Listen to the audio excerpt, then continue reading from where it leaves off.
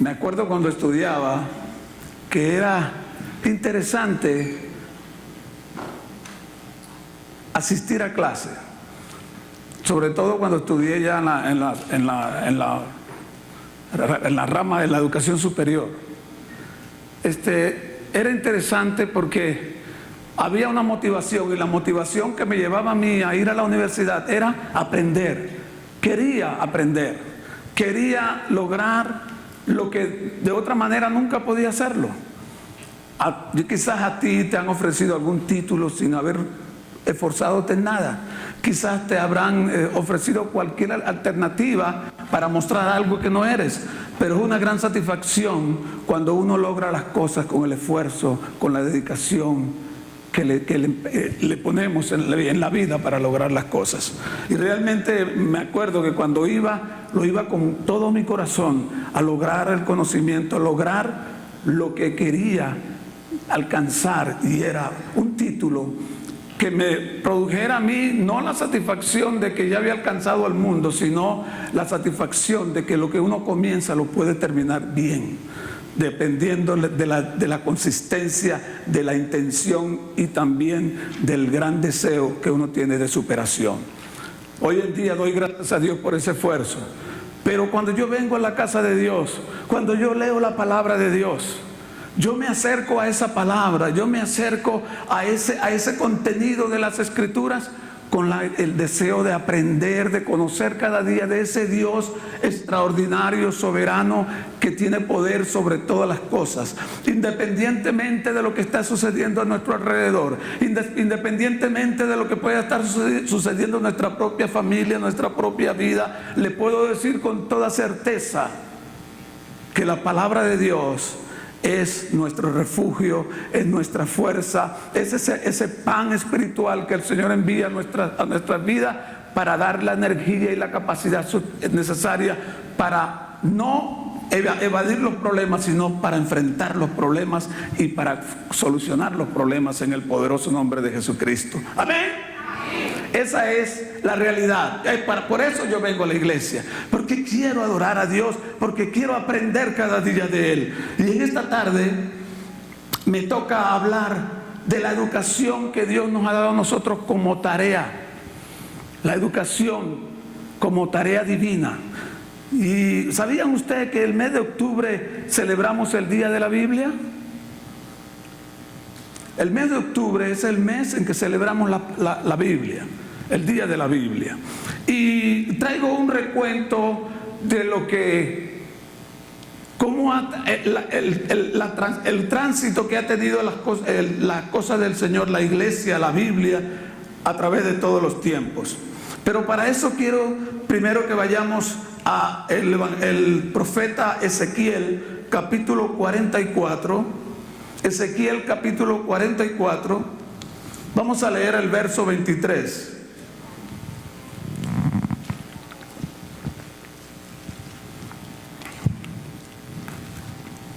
Capítulo 44, verso 23 del profeta Ezequiel.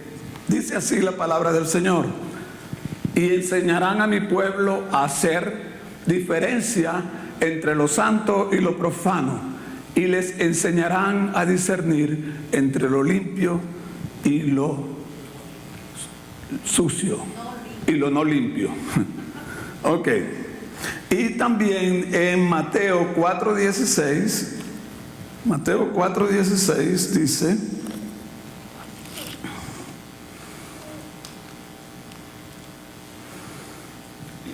el pueblo asentado en tinieblas vio gran luz, y a los asentados en región de sombra de muerte, luz les resplandeció. Cuando el Señor Jesucristo vino a la tierra, que empezó a enseñar, a hablar, cuando Él comenzó a predicar, lo primero que dijo fue: arrepentíos, porque el reino de los cielos se ha acercado a cada uno de nosotros.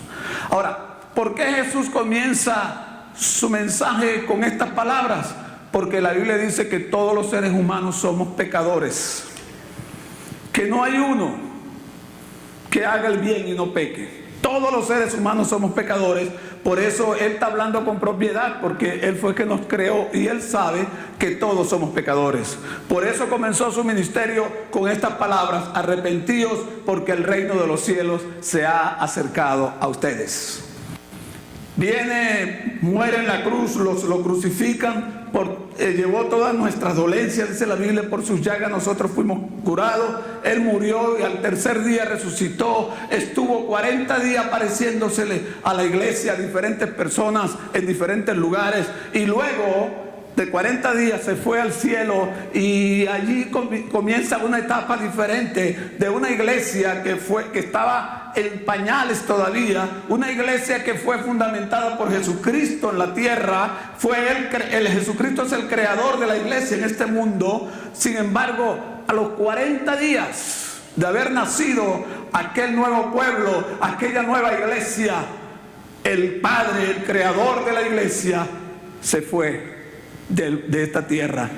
Pero nos dijo algo muy importante: yo me voy, pero yo no los dejo solo, aleluya, porque es que el Señor no hace las cosas a media. Él dijo: yo enviaré al Espíritu Santo y Él les guiará a toda verdad, Él les guardará, Él les recordará todas las cosas que yo les he enseñado. Porque si algo quiere nuestro Señor es que nunca se nos olvide a nosotros quiénes éramos y quiénes somos ahora en Cristo Jesús.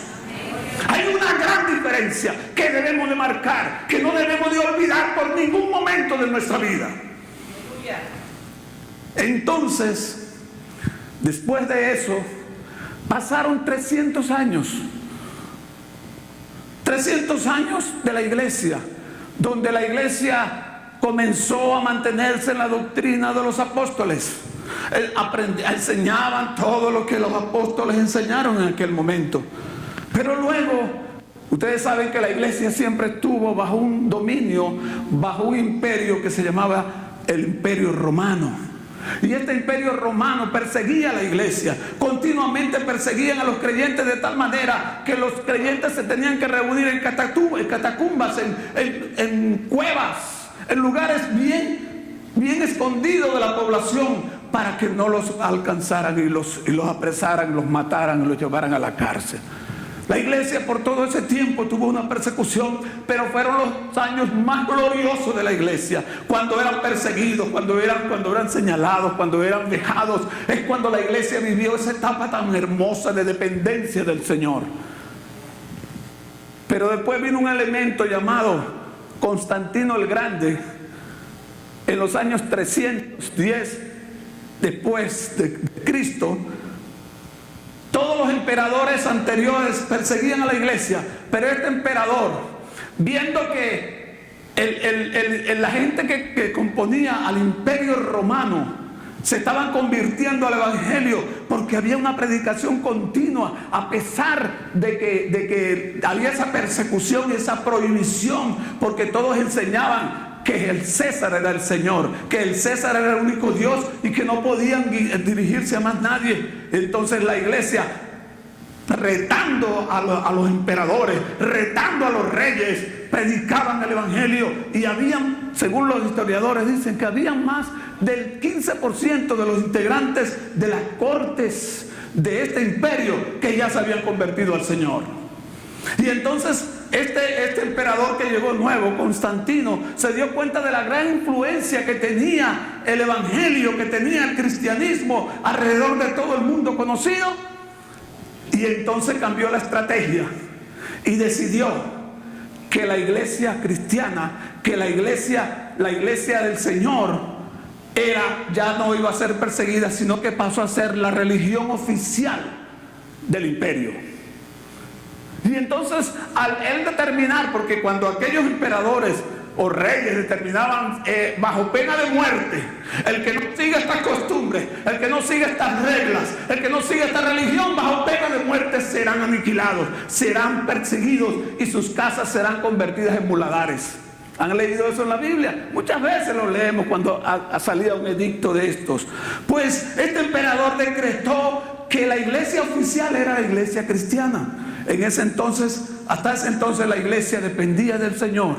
vivían en comunión con Dios, vivían en comunión los unos con los otros. Allí dicen los Hechos de los Apóstoles que tenían todo en común, que eran un solo cuerpo, que nadie decía yo soy de esto, yo soy del otro, sino que todos vivían en una línea de pensamiento, adorando al Señor, ajustado a la palabra de Dios cuando dice: pensad en esto, en una sola cosa.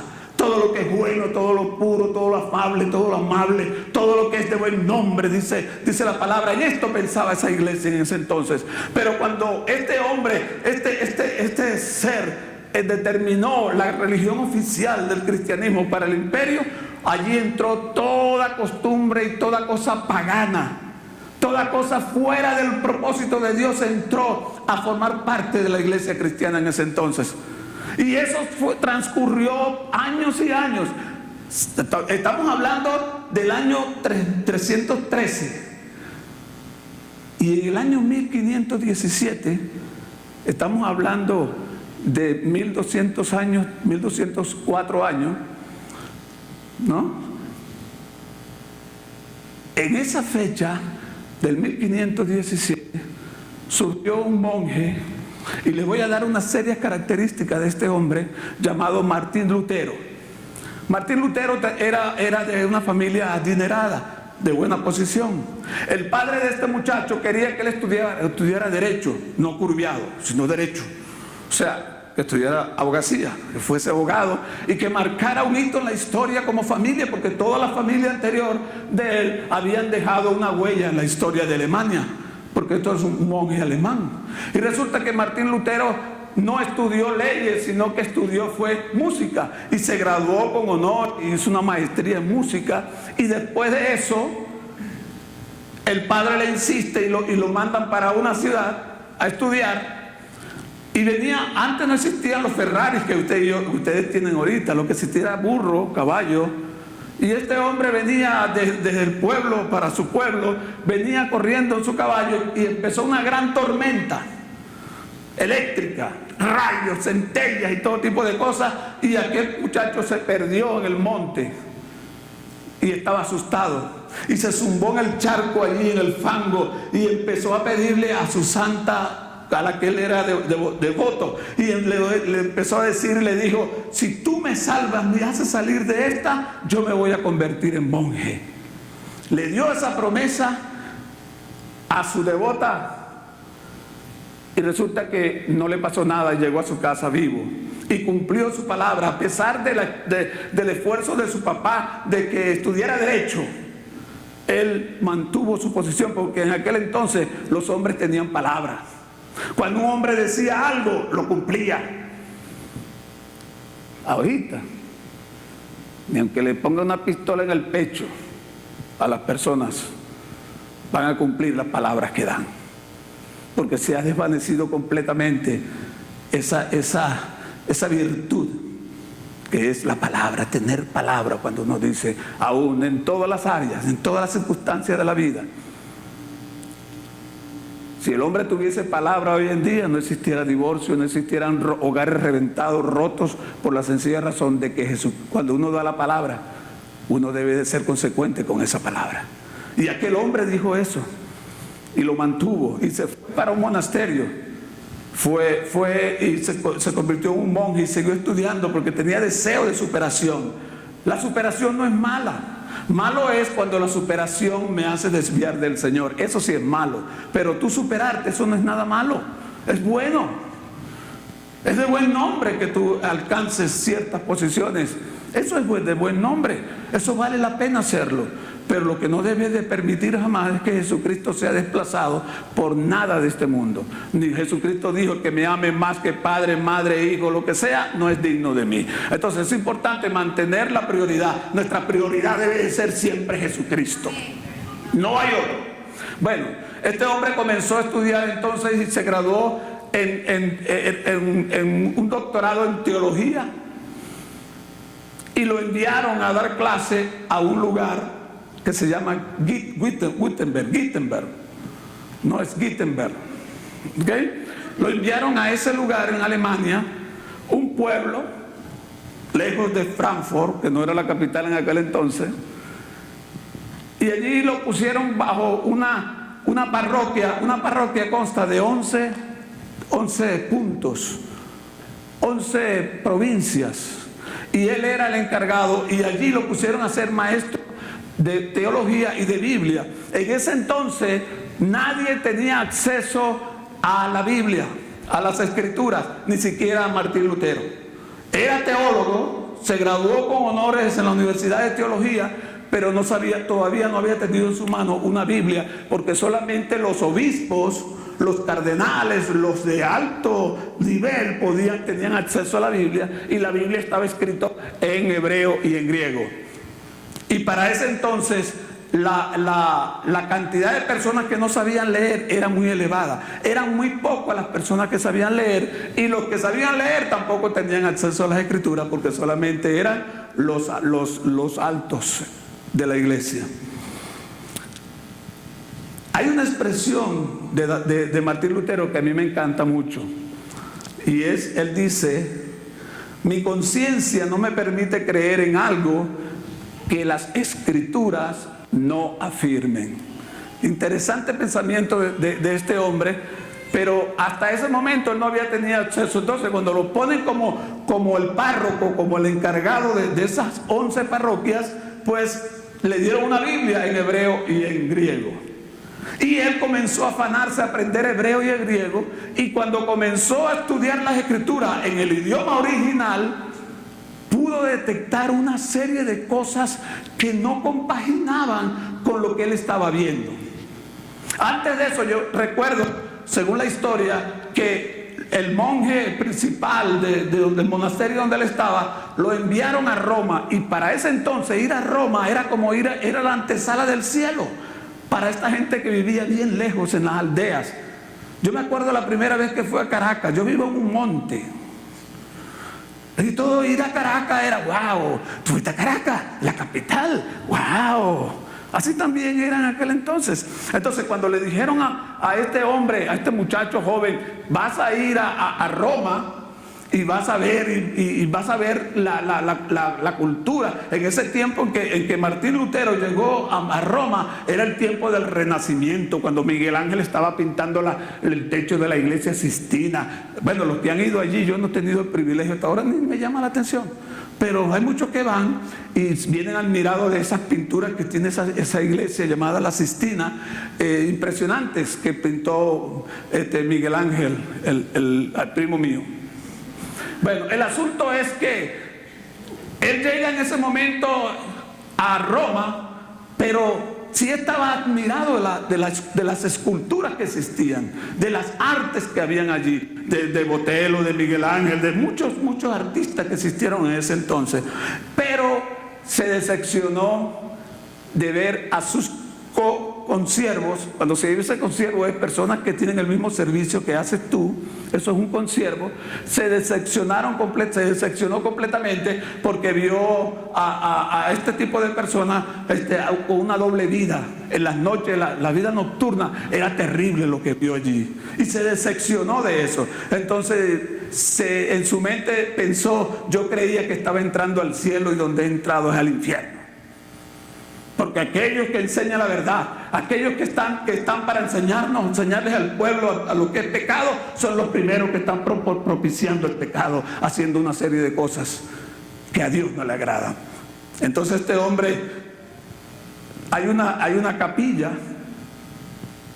que hay más de 40,000 restos de mártires, y hay una ley según el Vaticano, que yo no estoy hablando de iglesia, estoy hablando de la historia por la cual usted y yo estamos aquí en esta tarde. Entonces, este hombre, la gente tenía que subir como 120 escalones de rodillas, uno por uno, y en cada escalón tenía que levantar una plegaria. Cuando llegaba a los 120 escalones, este hombre o cualquiera otro, se les daba una bula papal, ¿no?, donde decía que se libraba de algunos años para no sufrir en el purgatorio, ¿no? Y cuando él se regresó, le dieron su pergamino de su bula papal, de que ya estaba tenía unos años menos de sufrimiento en el purgatorio. Él llegó allá a su pueblo natal y llegó decepcionado, porque no era lo que él pensaba que debía de ser.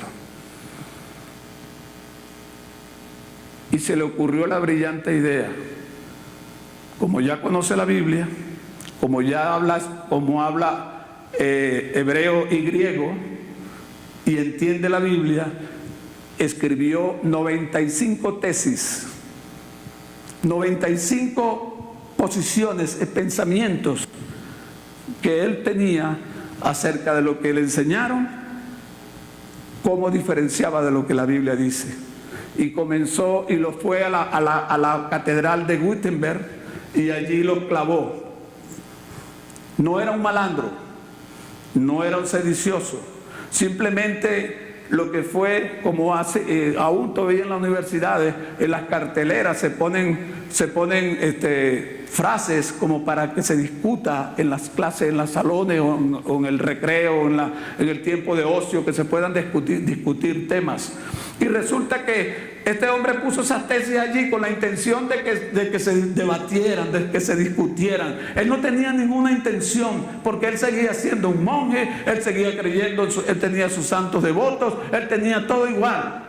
Lo único es que se encontró con unos pasajes bíblicos que le enfrentaron, le confrontaron y lo llevó a tomar la decisión de ponerse un solo hombre. Una vez más se presenta la historia de un David contra Goliat.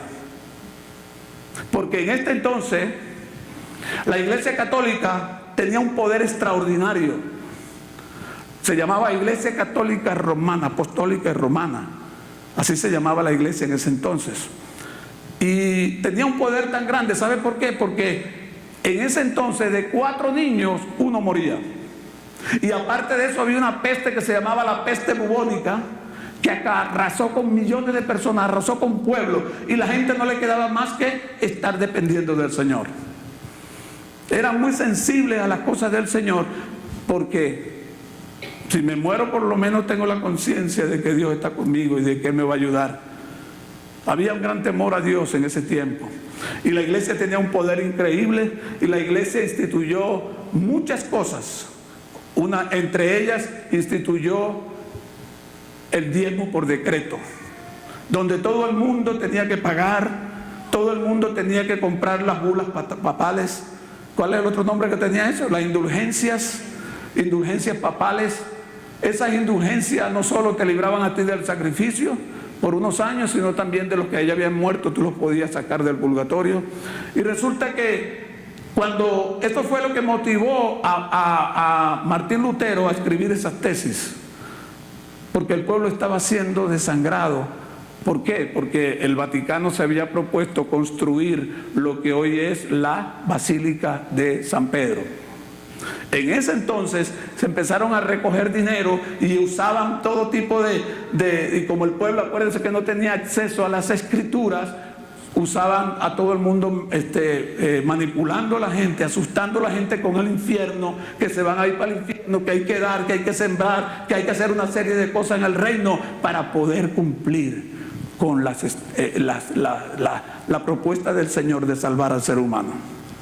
En ese entonces agarraban a las personas que no querían cooperar y los ponían. ¿Ustedes han visto esa película de los monsters, que los amarran con una máquina y empiezan a jalarlo así? Eso es verdad. Surgió un ministerio que no era el ministerio de alabanza ni el ministerio de evangelismo, sino que fue un ministerio que se llamó la Santa Inquisición, que eran como las Gestapo de Rusia o como la CIA de aquí de Estados Unidos, que torturan a la gente para sacar la verdad, o enseñaban que al cuerpo tenía que sufrir para poder salvarse el alma. Y eso era la manera que ellos introducían. Y cuando este hombre, Martín Lutero, se perfila contra todo eso, él decía, una de las cosas que decía en las tesis era: ¿por qué el Papa, si es tan rico, no usa su dinero para construir la capilla?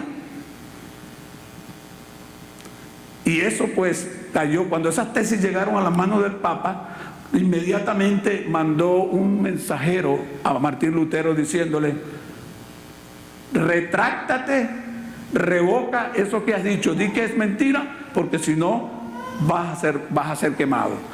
Y Martín Lutero le dijo lo siguiente, ese pensamiento que dijo: mi conciencia no me permite creer en algo que las Escrituras no me lo determinen. Y le dijo al Papa: si usted me prueba, le mandó a decir porque fue un emisario, si usted me comprueba a través de las Escrituras que eso que yo he escrito allí, esas 95 tesis, son falsas, entonces yo revocaré lo que escribí allí. De lo contrario, sigo manteniéndolo, sigo creyéndolo, de que es la palabra de Dios la que predomina en esto.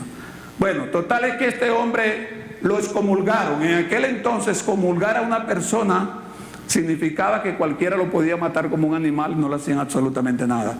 No solo perdía sus privilegios de ministro, de monje, de cura, de párroco, sino que también perdió el privilegio de la vida. Cualquiera lo podía matar.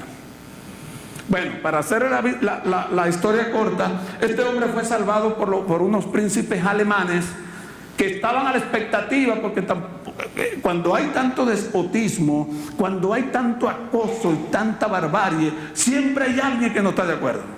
Pues uno de estos príncipes no estaba de acuerdo con esto y mandó a raptar, provocó como si fuese un secuestro, pero no fue un secuestro, simplemente mandó a buscar a este hombre y lo metió allá en un lugar, lo tenía escondido, y allí tuvo Martín Lutero mucho tiempo metido en ese lugar escondido del pueblo. Pero mientras tenían a Lutero escondido, el pueblo se sublevó y comenzó a decir que larga vida para Lutero. Lutero se hizo muy famoso y mucha gente, cuando fueron a donde el Papa, le decía: mira, cuando entramos en los pueblos vemos que la gente, de 10 personas, 9 dicen larga vida Lutero. Y el Papa le preguntó: ¿y el 10º qué dice? ¡Muere el Papa!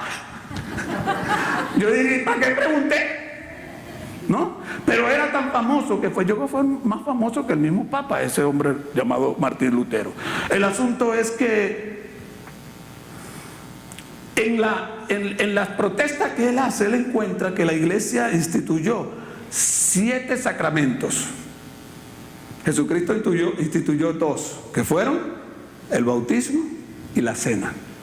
Hay 2 sacramentos en la Biblia que están escritos allí, ¿verdad?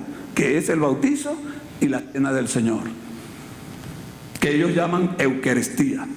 El asunto es que ellos le añadieron 5 nuevos sacramentos, y entre ellos está la penitencia. La penitencia no es eso, que cuando usted está jugando que pierde algo, haz como una vaca. No, eso no es penitencia. Penitencia en aquel entonces era algo terrible. La gente espiritual se flagelaba, se daba latigazos mismos, caminaban de rodillas, y eso lo vemos todavía en muchas partes, gente que camina de rodillas. Si me sanas los pies, camino de rodillas de aquí a Washington. Oye, ¿para qué te saltaste los pies? ¿Para perderlos otra vez caminando de rodillas? No tiene sentido. Pero bueno, eso es penitencia. ¿Ok? Yo me acuerdo cuando yo me iba, cometí alguna cosa, iba yo, porque yo también me la traje, yo también confesé. Yo también me senté muchas veces ante un sacristán allí a confesar mi pecado, y me mandaba: bueno, mijo, eso no es tanto, pero toma tanto Padre Nuestro y tanta Ave María, y ya está, esa es penitencia. Bueno, el asunto es que eso es lo que vivía, lo que yo vivía y lo que han vivido muchas personas a través de todos los tiempos, y sobre todo nuestros ancestros. Entonces, la penitencia, la única manera de que los pecados podían ser absueltos era cuando usted confesaba delante de un párroco, de un cura, usted confesaba sus pecados. O sea, que la iglesia es la única que tiene la atribución de perdonar pecados, pero eso es una gran blasfemia, porque la Biblia dice que solo Dios perdona pecados. Más nadie, ningún hombre se le puede atribuir aquí la capacidad de que tiene capacidad para perdonar un pecado. El único que perdona es Dios. Entonces, ellos añadieron la penitencia, también añadieron la confirmación.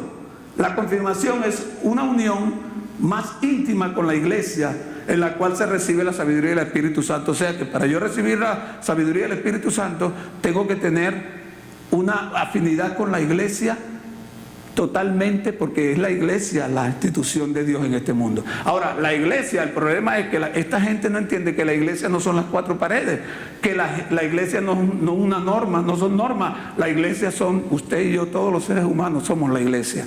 Y como somos la iglesia, sí es verdad que el Espíritu, que debemos estar como iglesia, compenetrados con el Señor, metidos, fundidos en uno solo, como dice la Biblia, que así como en el matrimonio un hombre y una mujer al casarse forman uno, también un cuerpo con muchos miembros forma un solo cuerpo para la gloria y honra del Señor. Eso sí es cierto, pero lo que no es cierto que es la iglesia la que va a garantizar esa santidad, que es la que va a garantizar esa fortaleza para que tú permanezcas como cristiano. No es la iglesia, es Jesucristo, más nadie. Otra de las cosas que añadieron ellos aquí fue sobre sobre el matrimonio. La unción santificadora. Ellos dicen que el matrimonio es una unción santificadora para poder tener un encuentro con Dios. ¿Ok? Y eso es cierto en el sentido de que como debemos de estar sin... O sea, yo debo ser fiel a ella y debe ser fiel a mí hasta que la muerte nos separe. Eso es lo que dice la Biblia. Pero ellos añadieron que era a través de la iglesia, que si la iglesia no casaba a nadie, todo el mundo era un hereje. Y empezaron a clasificar solamente a través de la iglesia. Entonces quiere decir que los musulmanes y toda la gente que no se casa por la iglesia son malditos, porque hereje significa maldito. Bueno, esta fue otra de las cosas que protestó Martín Lutero. También protestó sobre el orden sacerdotal, donde dice la iglesia que son los ministros solo son los autorizados para servir a Cristo, que debe de haber sido ordenado con unción, con aceite y una serie de cosas para poder servir a Cristo. Pero ¿qué dice la Biblia? Todos nosotros somos siervos de Cristo. Todos. No hay uno que no sea siervo. Y siervo significa esclavo de Cristo. Somos esclavos. Y un esclavo no hace nada por sí mismo, sino que hace lo que su amo le dice que haga. Eso es un esclavo. Amén. Entonces, esta es otra de las cosas que estableció y que este hombre protestó. Y la ordenanza de la unción de enfermos. Solo los presbíteros podían orar por los enfermos. Solo los cardenales, los de alta alcurnia de esta institución podían orar por los enfermos. Pero uno de los problemas era que esta gente no visitaba a nadie. Solamente cuando se estaba muriendo aquella y entonces lo bañaban. Yo no sé qué tipo de agua era esa, pero eso es lo que hace. Entonces, esas son las cosas que Martín Lutero protestó. ¿Okay? En el bautismo es un acto de sumersión. Bautismo viene de una palabra griega que dice batismo, que significa sumergido en las aguas. Por lo tanto, ellos cambiaron eso también. Y en ninguna parte de la Biblia dice que los niños debían de ser bautizados, sino que dice la Biblia: prediquen este evangelio por todas partes y el que creyere y fuere bautizado será salvo.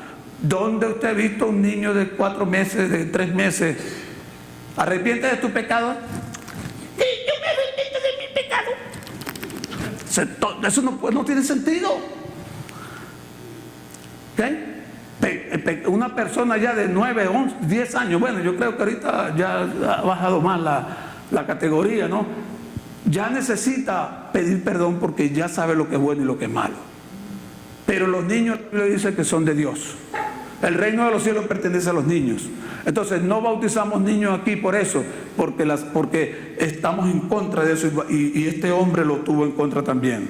Bueno, el asunto es que cuando Lutero protesta todas estas cosas, usando pasajes bíblicos que quiero enumerarle a continuación. En 1 de Timoteo 1:3, mire lo que dice: palabra fiel, si alguno anhela obispado, buena obra desea, pero es necesario que el obispo sea irreprensible, marido de una sola mujer, sobrio, prudente, decoroso, hospedador, apto para enseñar, no dado al vino, no pendenciero, no codicioso de ganancias deshonestas, sino amable, apacible, no avaro.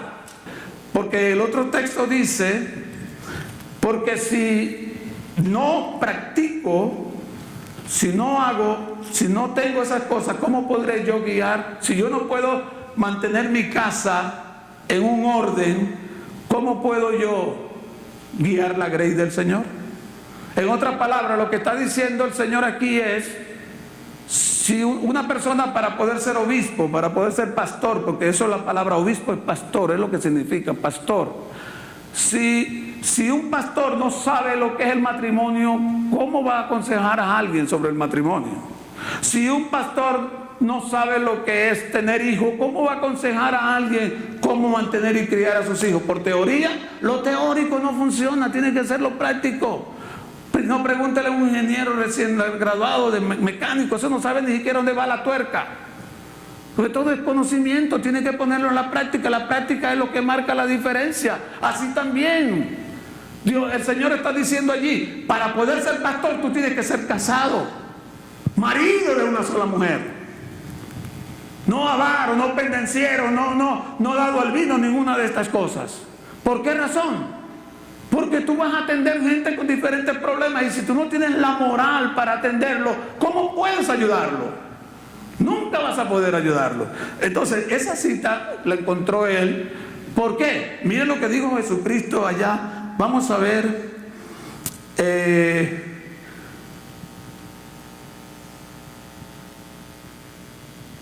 La siguiente. Primera de Timoteo 4, 1, 5. Dice así.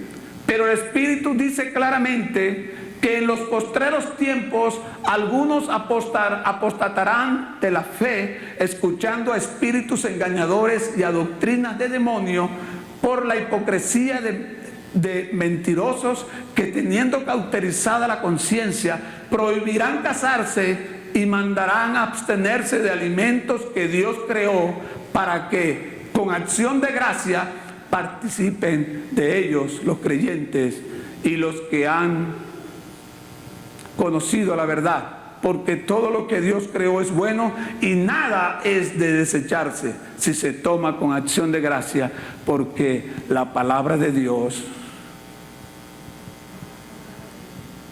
por la oración de los santificados, lo ha santificado. Hermano, la palabra profano significa algo que no es sagrado ni sirve a fines sagrados. Por eso ese texto que leímos allá en Ezequiel, y lo voy a repetir nuevamente porque quiero terminar con esto, dice: y enseñarán a mi pueblo a hacer diferencia entre lo santo y lo profano, y les enseñarán a discernir entre lo limpio y lo no limpio. Martín Lutero fue guiado por el Espíritu Santo y pudo discernir lo que es profano, o sea, lo que no es sagrado, lo que no es de Dios. Pudo discernir lo que no es de Dios con lo que sí es de Dios. Si es de Dios que la iglesia fue instituida, pero no fue instituida por hombres. Si es verdad que en la iglesia nadie, aquí no hay, en una iglesia evangélica, usted puede ver que se construyen la iglesia ellos mismos, los que lo hacen, deciden sobre ellos mismos, no hay ninguna categoría, no hay ningún rasgo, porque el rasgo lo tiene solamente Jesucristo en esta iglesia, en la iglesia cristiana. Solo Jesucristo. No hay ningún poder, uno no tiene que darle cuenta a nada sino al Señor. ¿Por qué? Porque esa es la iglesia que instituyó Jesucristo en este mundo. Una iglesia que se deja guiar y que cuando la Biblia dice el justo cae, se levanta, que comete sus errores, rectifica y sigue adelante. Porque esa es la vida del creyente, sin tener que pasar por suplicio, sin tener que pasar por penitencia ni nada de esas cosas. Simplemente, si confesares tu pecado y te apartares, recibirás misericordia. Eso es lo que dice el Señor. Entonces, ese tipo de enseñanzas, yo doy gracias a Dios por esa enseñanza, porque no sé dónde estuviera yo en estos momentos si no fuera por esas enseñanzas, ¿no? De que Jesucristo nos hizo a todos nosotros, todos somos sacerdotes. No hay uno aquí que no sea sacerdote, todos somos sacerdotes, y sacerdote es alguien que intercede ante Dios. Tienes la vocación, tienes la capacidad para orar delante de Dios sin tener a nadie al frente a quien tú estás diciéndole las cosas. Por eso que la Biblia nos manda entonces a orar los unos por los otros, porque todos somos sacerdotes. Amén. Entonces, como todos somos sacerdotes, pues simplemente tenemos que abocarnos a no depender de otro. ora por mí, está bien, debemos de orar, pero también tú eres sacerdote, tienes la responsabilidad de orar por ti mismo y también por los demás. Amén. Entonces, esa educación que nos manda aquí Ezequiel, y enseñarán a mi pueblo. Ustedes son pueblo, yo soy pueblo de Dios. El Señor, cuando nos reunimos aquí, Él nos enseña porque quiere que nosotros no seamos invadidos por las tinieblas. Por eso dice allá en Hechos 4:12, ¿qué dice Hechos 4:12? Mire lo que dice, y en ningún otro hay salvación, porque no hay otro nombre bajo el cielo dado a los hombres en el cual podemos ser salvos, sino Jesucristo. Ese es el único. Y cuando entendemos esto, nosotros no vamos a estar abocándonos a las directrices de nadie, porque el único que tiene la última palabra se llama Jesucristo. Resulta que cuando el Papa León X, que fue el Papa que excomulgó a Lutero, cuando este Papa le dijo esto, lo que hizo fue excomulgarlo, porque el Papa era el único que tenía la autoridad para perdonar y para salvar a la gente. Y eso no es lo que la Biblia dice. La palabra dice que un pueblo que vivía, allá dice, ponme nuevamente Mateo 4:6, por favor, 4:16. Ahí dice, el pueblo asentado en tinieblas vio gran luz, y los asentados en región de sombra de muerte, luz le resplandeció. Luz significa conocimiento, significa libertad. Ya no estoy sometido, porque conozco la verdad. Y al conocer la verdad, la Biblia dice, conocerás la verdad y la verdad te hará libre. Hemos vivido muchas oscuridades en nuestra vida. Quizás ahora mismo tengamos algunas posiciones, algunas actitudes que creemos son las correctas. Pero todo debe ser como decía este hombre, mi conciencia no me permite creer en algo que las Escrituras no me lo afirmen. Es importante que cada uno de nosotros mida a través de las Escrituras si realmente estamos actuando bien, si estamos juzgando bien, si estamos caminando bien en los caminos del Señor. Entonces, esa educación es para que no vivamos en tinieblas, para que no seamos sorprendidos por nadie, para que no seamos engañados por nadie. Entonces, mire las etapas para terminar que la iglesia ha tenido. La iglesia apostólica hasta el 313, luego viene la iglesia, se prostituyó y comenzó a añadir cosas, y la Biblia dice, ay de aquel que le añada o le quita mi palabra. Y comenzaron a prostituirse la iglesia. Después de eso, el Señor establece un medio, usa un hombre para producir un gran cambio en ese gran imperio que existía de la iglesia. Y comenzó, y se les llamó protestantes, porque comenzaron a protestar. Muchos murieron, muchos párrocos, muchos obispos y de todas las categorías renunciaron, porque le llegó la verdad, porque le llegó la luz. Y donde llega la luz ya no hay tiniebla. Conocerás la verdad y la verdad te hará libre. Y esto causó una revolución tan tremenda en el año, en el 17, el año 31 de octubre del año 17, del 1517, perdón, provocó una gran revolución hasta el día de hoy. Después de eso, la iglesia se volvió a corromper. Comenzaron entonces a hacer muchas cosas, y surgieron hombres como Calvino, como Zwinglio, surgieron hombres como Herminio, mucha gente, Casidoro de Reina, que comenzaron a poner, Casidoro de Reina fue el que tradujo la Biblia de alemán al español, y así sucesivamente. Fíjense la trayectoria, lo que ocasionó un hombre que le creyó a Dios. Yo te reto en esta tarde en el nombre de Jesús a que le creas al Señor, aunque esté derrumbada, aunque esté derribada tu vida, aunque esté pasando por lo que te esté pasando, créele a Dios, porque Dios no cambia. Él es el mismo ayer, hoy, por todos los siglos. No te rindas ante nadie, porque tu aliado se llama Jesucristo, el Todopoderoso, el que dice, ¿habrá algo imposible para mí? Ese es el Señor al que nosotros servimos en este lugar.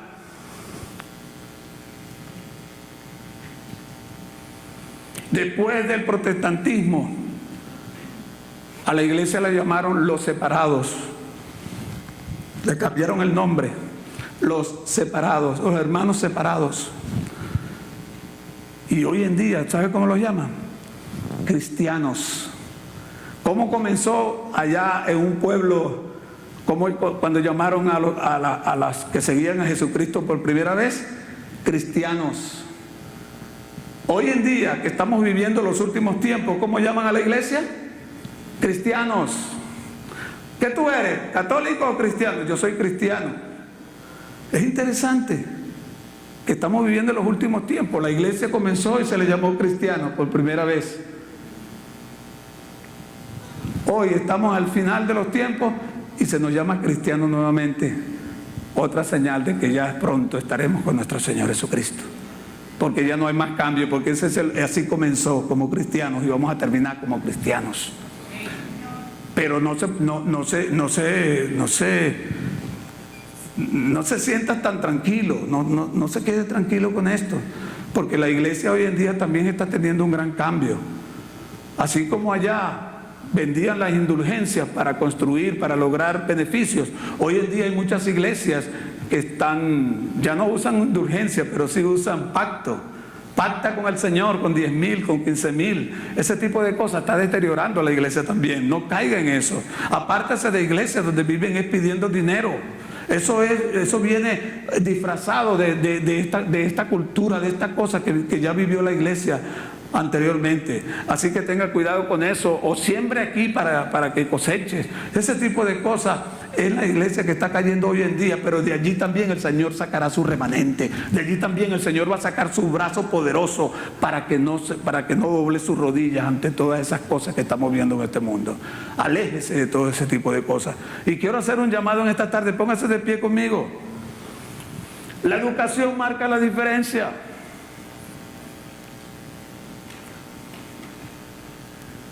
Conocerás la verdad y la verdad te hará libre. Yo les reto a que ustedes investiguen acerca de estas cosas, que pueden añadir, pueden buscar, porque es importante conocer la historia, nuestra historia. Yo doy gracias a Dios por Martín Lutero, porque a costa de su propia vida se mantuvo en lo que creía. Y a usted y a mí en algún momento nos va a llegar también esa determinación de sí o no me mantengo en lo que yo creo. Y quiero hacer un llamado en esta tarde. ¿Por qué no cierran sus ojos, por favor? Si hay alguien aquí en esta tarde que quiere decirle: Señor, tu palabra me ha confrontado. Yo entiendo que soy salvo porque tú moriste en la cruz por mí. Yo no soy salvo por las buenas obras o porque vengo a la iglesia o porque ayudo o hago esto. Entiendo que soy salvo simplemente porque tú moriste por mí para que yo no muriera. Y yo quiero aceptar ese regalo. Es por gracia. Gracia significa gratis. Es gratis, la salvación es gratis, tú no tienes que pagar. Y cuando te mueras, porque todos nos vamos a morir si Cristo no ha venido, todos vamos a ir a un lugar de descanso, no al infierno, no al purgatorio. No existe purgatorio, eso no lo dice la Biblia. Como no dice tampoco la frase que uno dice: ayúdate que yo te ayudaré. ¿Dónde dice la Biblia eso? En ninguna parte. Son cosas que por no tener acceso a la palabra somos engañados y la repetimos como si Dios la estuviera diciendo. Pero es el momento de rectificar, es el momento de ajustarnos a la palabra de Dios, investigar, a tenerla. Ahorita todos podemos tener la Biblia. En aquel entonces era bien difícil. Ahora tú y yo, gracias a estos hombres, a Martín Lutero, a Casidoro de Reina, nosotros podemos tener hoy en día las Escrituras. Y muchos no la leen, muchos no investigan. Y yo les reto a investigar en el nombre de Jesús. ¿Hay alguien aquí?